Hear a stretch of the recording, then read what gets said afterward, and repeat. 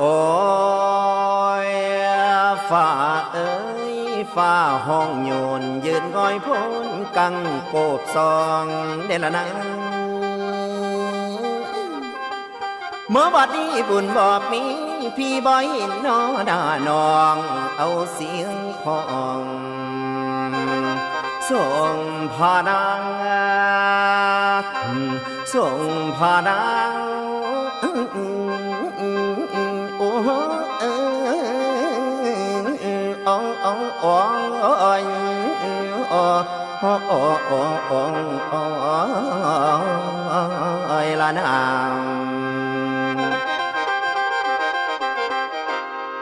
เมื่อบัดนี้เถื่อนี่สินใช้อายสิได้ทองหาแฟนน้อละน้องพาตะแดนเหนือสิลองลงทั้งไตหาเมืองไทยก็จนเกี่ยงได้ยินเสียงอ้ายวอนวอนอยู่กรุงเทพพมหานครพี่กะวอนวอนเอิญหาน้องกะบ่มา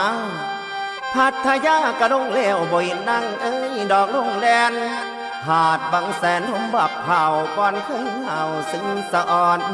หรือว่าแก้วกำก่อนสิขึ้นสู่เมืองอีสานคุณแล้วพี่กะหาตามนั่งดอกบอนได้กะตาข้างไปสุรินทร์งานสร้างมวยนางแก้มเปิดเบินเห็นแต่สู้เพิ่นเอ๋ยเห็นแต่แฟนเพิ่นเอ๋ยเป็นอาใครสะอ่อนเมืองอุดรพี่ก็ไปหานอกหาดังเอ๋ยอยู่งานทองบ่ลำบงพี่ก็ขึ้นไปหาน้องก็บ่มีชายโสกีให้แสนอะไรเอ้ยอายกะจมพานา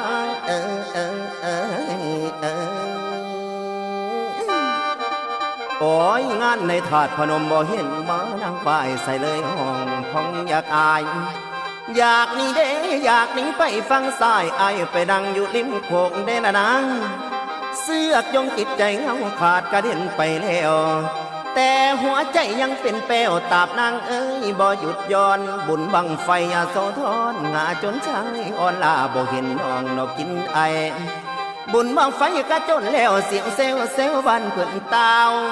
สาวเบาคงคู่มันสิเมื่อบ้านคู่สุขคงฝนกัดลิ้นอาบย้อยสิหำอาบดอกเป็นฟอย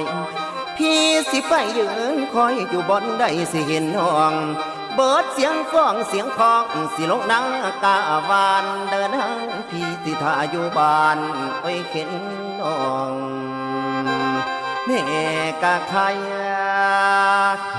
แม่กะใคร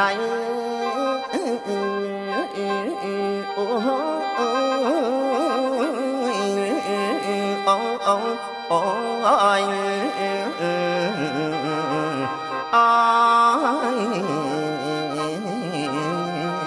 ลันนา